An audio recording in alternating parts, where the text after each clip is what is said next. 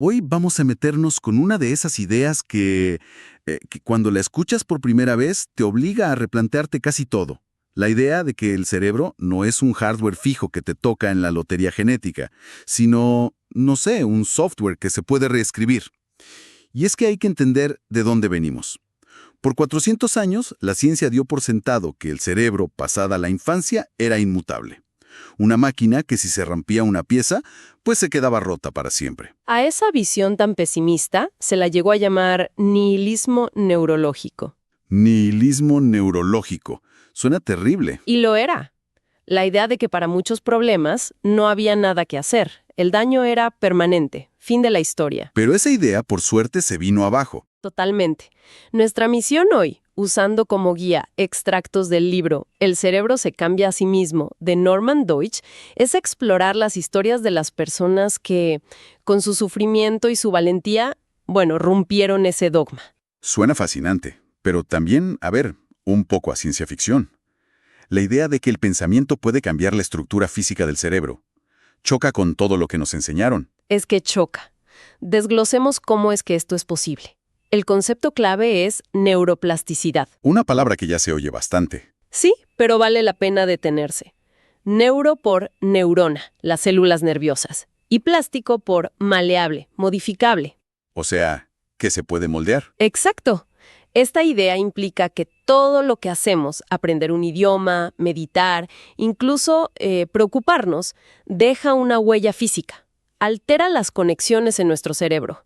Fue una idea rechazada con ferocidad al principio. Me imagino. Y sin imaginar lo que vivía. Sí. Una sensación constante de estar cayendo. Como si el suelo desapareciera bajo sus pies a cada segundo. El libro la describe como un equilibrista sobre la cuerda floja. O peor, dice que sentía que una trampilla imaginaria se abre y me engulle. Es que ni tirada en el suelo podía encontrar algo de paz. ¡Qué pesadilla! Una pesadilla real. Y la causa fue un antibiótico, la gentamicina, que le salvó la vida, pero a cambio le destruyó el aparato vestibular. ¿Qué es, básicamente? El sistema de giroscopios que tenemos en el oído interno, el que le dice al cerebro dónde está el abajo. Los médicos, siguiendo la lógica de la época, le dijeron que era un daño irreparable. Que tenía que aprender a vivir así, como una tambaleante, creo que le decían. Exacto. Y es que el sistema vestibular es de una complejidad asombrosa. Imagina 3 pequeños canales semicirculares llenos de líquido en cada oído. ¿Ok? Cada vez que mueves la cabeza, el líquido se mueve y unos cilios microscópicos detectan esa aceleración. Esa información viaja al cerebro y de forma inconsciente, hace miles de microajustes en tus músculos para que no te caigas. Una maravilla de la ingeniería. Totalmente, pero además está conectado de forma crítica con el sistema visual. Por eso Cheryl decía que todo lo que está en mi campo de visión es de gelatina. Su cerebro no podía estabilizar la imagen del mundo. Claro, y aquí es donde el viejo modelo del cerebro, el localizacionismo, simplemente tiraba la toalla. Si se rompe el centro del equilibrio, pues te quedas sin equilibrio. Punto. Exactamente. El localizacionismo decía, esta parte del cerebro hace esto y ya está. Pero entonces apareció un científico, un inconformista, un pionero llamado Paul Bacci-Rita. Con un aparato que parecía sacado de una película de ciencia ficción de bajo presupuesto. Jaja, sí, la descripción es genial. Un casco de albañil. Un acelerómetro para medir la inclinación y, lo más raro de todo, una especie de paleta de plástico con electrodos que se ponía en la lengua. Justo. El casco detectaba los movimientos de la cabeza de Cheryl y los traducía a impulsos eléctricos en la lengua. Ella decía que sentía como burbujas de champán. ¿Burbujas de champán? Sí. Y su tarea era aprender a interpretar esas burbujas. Si sentía el cosquilleo en el lado izquierdo de la lengua, significaba que se estaba inclinando hacia la izquierda. Tenía que aprender a asociar una sensación táctil con la información del equilibrio. A ver, un momento.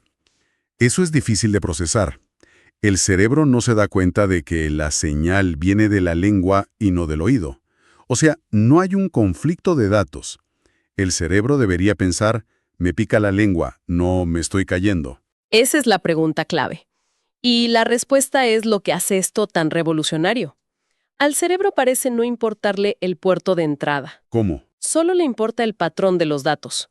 La idea central de Bach y Rita es que vemos con el cerebro, no con los ojos. Oímos con el cerebro, no con los oídos. Y en este caso, nos equilibramos con el cerebro, no con el aparato vestibular. Exacto. Los sentidos son solo los periféricos, los cables que llevan la información al procesador central. Él lo llamó sustitución sensorial. O sea, la lengua se convirtió en el nuevo oído interno de Cheryl. Eso es increíble. Pero lo que viene después es todavía más alucinante. El efecto residual. Sí, Esto es lo que dejó a todos sus palabras. Después de usar el aparato durante solo 20 minutos, Cheryl se lo quitaba y podía mantener el equilibrio por sí misma. ¡wow! ¿Por cuánto tiempo? La primera vez, el efecto apenas duró 40 segundos. Pero con cada sesión, ese tiempo se alargaba, de forma exponencial. Primero 1 hora, luego 3 horas y 20 minutos. Pero, ¿qué estaba pasando en su cerebro en esos momentos? ¿Estaba creando nuevas neuronas? No exactamente. Lo que Bach y Rita teorizaba es que el cerebro estaba desenmascarando rutas neuronales secundarias. Imagina que el puente principal de una autopista se derrumba. Caos total. Al principio sí, pero con el tiempo la gente empieza a descubrir y a usar calles secundarias, caminos de tierra que siempre estuvieron ahí, pero que nadie usaba. Y con el uso, esos caminos se mejoran. Exacto. Se asfaltan, se ensanchan y se vuelven eficientes. El cerebro de Cheryl estaba fortaleciendo esas rutas alternativas hasta que se convirtieron en la nueva normalidad. Y el resultado final es de no creer. Con el tiempo y el entrenamiento, Cheryl ya no necesita el aparato. Su cerebro aprendió, permanentemente. Dejó de ser una tambaleante. Y lo que le dio a Bach y Rita la audacia para siquiera intentar algo tan radical con Cheryl no surgió de la nada, ¿eh? Ah, no. De hecho, llevaba décadas trabajando en una idea aún más extraña, que en su momento fue recibida con burlas por la comunidad científica. ¿Algo más raro que sentir el equilibrio con la lengua? Bastante más. En 1969 publicó un artículo describiendo un aparato que permitía a personas ciegas de nacimiento ver a través de la piel de su espalda. Espera, ¿ver con la espalda? ¿Cómo es posible algo así? El dispositivo era una silla, como de dentista, con una matriz de 400 pequeños estimuladores vibradores en el respaldo. Como píxeles. Justo, una cámara de video apuntaba a un objeto y traducía la imagen a un patrón de vibraciones en la espalda del paciente. Con práctica, los sujetos aprendieron a reconocer formas, objetos en movimiento, rostros, No te puedo creer. e incluso a percibir la perspectiva. El libro cuenta que una persona ciega de nacimiento podía saltar para atrás si le lanzaban una pelota a la cámara. O sea, la idea es que la corteza visual no es solo para ver, sino que es una especie de procesador de patrones de alta resolución. Exactamente. Y no le importa si esos patrones vienen de los ojos o de la espalda. Esa es la esencia de su idea del cerebro polisensorial. Las áreas del cerebro son menos como especialistas de una sola tarea y más como procesadores de datos increíblemente potentes que pueden adaptarse a la entrada que reciben. Estaba dinamitando la idea del localizacionismo. ¡Qué genio! Pero la convicción para dedicar su vida a esta causa no le vino de un laboratorio, sino de una historia muy, muy personal. La historia de su padre, Pedro Bach y Rita.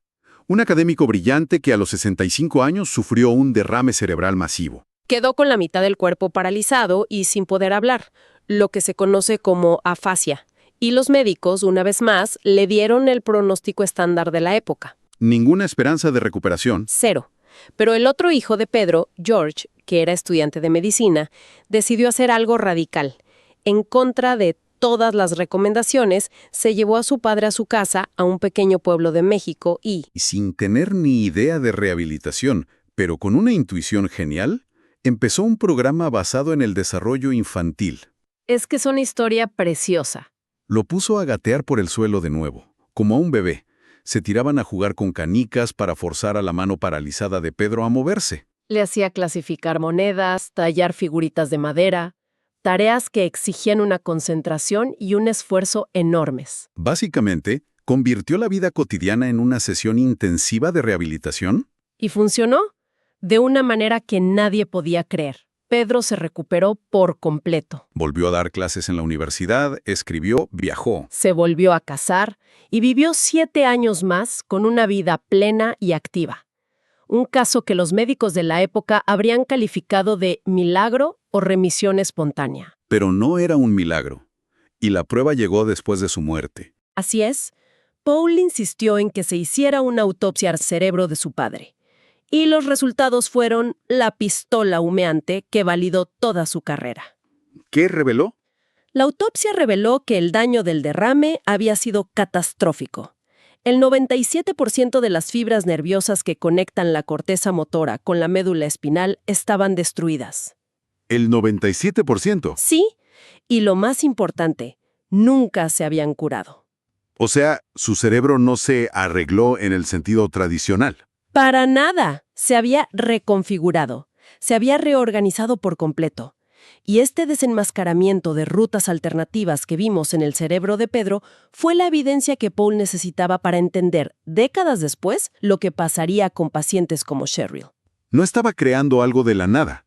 No, estaba despertando caminos que ya existían, dándoles una nueva función. Ok. Esto funciona para un daño catastrófico, una lesión.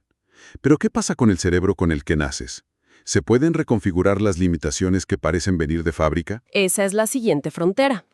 Y nos lleva a la historia de Barbara Arrowsmith Young. Ella se describía a sí misma como una persona con una profunda asimetría. Asimetría. ¿En qué sentido? Tenía capacidades extraordinarias, como una memoria visual y auditiva de percentil 99, casi fotográfica. Pero otras partes de su cerebro funcionaban, en sus propias palabras, a un nivel de retraso mental. Y sus problemas no eran triviales, ¿eh? Eran barreras fundamentales para entender el mundo. No podía distinguir la derecha de la izquierda. No podía leer la hora en un reloj analógico porque era incapaz de comprender la relación espacial y temporal entre las manecillas. Wow. Conceptos como el hermano de mi padre le resultaban incomprensibles. Confundía la B con la D, lo que se conoce como escritura de espejo. Para ella, el mundo era una niebla de fragmentos sin conexión. ¡Qué angustia! El momento clave para ella fue descubrir los escritos de un neuropsicólogo ruso, Alexander Luria. Luria documentó el caso de un soldado, Sasetsky, que tras una herida de bala en la cabeza desarrolló exactamente los mismos síntomas que ella tenía desde niña. ¿Y al leer el diario de Sasetsky? Tuvo una revelación. Pensó, está describiendo mi vida. Por primera vez entendió que no era tonta, sino que tenía un problema neurológico específico. Le puso nombre a su caos, pero Luria describía el problema, no ofrecía una cura. No, la solución vino de un lugar inesperado, unos experimentos con ratas. ¿Con ratas? Sí, el trabajo de Mark Rosenzweig en Berkeley. Rosenzweig demostró algo que hoy nos parece obvio, pero que en su momento fue revolucionario. A ver. Si criabas ratas en un entorno enriquecido, con juguetes, túneles, otras ratas, sus cerebros crecían físicamente. Tenían más conexiones neuronales y más neurotransmisores que las ratas criadas en jaulas vacías. O sea que a las ratas literalmente les crecía el cerebro. La experiencia cambiaba la estructura del cerebro. Y para Bárbara, esa idea fue como un rayo. Claro, si el cerebro de una rata podía cambiar con la estimulación, ¿por qué no el suyo? Exacto. Esto significaba que la compensación, la estrategia típica para los problemas de aprendizaje, que consiste en evitar tus debilidades y apoyarte en tus fortalezas, no era la única opción. Podía atacar el problema de raíz. Podía ejercitar las áreas débiles de su cerebro para fortalecerlas. De Indias. Creó ejercicios específicos para sus déficits. El más famoso es el de los relojes. Sí, dibujó cientos de tarjetas con relojes analógicos y se obligaba a leer la hora una y otra vez durante horas. Al principio era una tortura. No tenía sentido. Pero insistió. Día tras día durante semanas. Y entonces algo hizo clic. Es increíble cómo lo describe. No solo aprendió a leer la hora, sino que de repente, por primera vez en su vida, empezó a entender la lógica de la gramática. Las conversaciones dejaron de ser un eco confuso en su cabeza. Empezó, como ella dice, a vivir en tiempo real. Ese ejercicio, aparentemente simple, había fortalecido una red neuronal clave para el pensamiento simbólico y relacional. Impulsada por ese éxito, diseñó más ejercicios y, con el tiempo, superó todas sus dificultades. Su historia es tan poderosa que la llevó a fundar a la escuela Arrowsmith en Toronto. Un centro dedicado a crear estos ejercicios mentales a medida para fortalecer los eslabones débiles de la cadena, en los cerebros de niños y adultos. Es que la idea de que el cerebro es como un músculo que se puede entrenar deja de ser una simple metáfora, se convierte en una realidad práctica. Totalmente. Estas historias nos demuestran que la neuroplasticidad no es una teoría abstracta, tiene aplicaciones que transforman vidas. Claro, desde revertir un daño considerado irreversible como el de Cheryl, Hasta superar limitaciones de nacimiento como las de Bárbara. El trabajo de pioneros como Bakshi Rita y otros que se mencionan en las fuentes como Michael Merzenich le dio un golpe mortal a ese nihilismo neurológico del que hablamos al principio. la esperanza se convirtió en una estrategia neurológica viable. Exacto. Y para cerrar, hay una idea en el material que me parece crucial. El autor la llama la paradoja plástica. Uf, ese es un punto fundamental. Resulta que esta increíble capacidad del cerebro para cambiar es una espada de doble filo.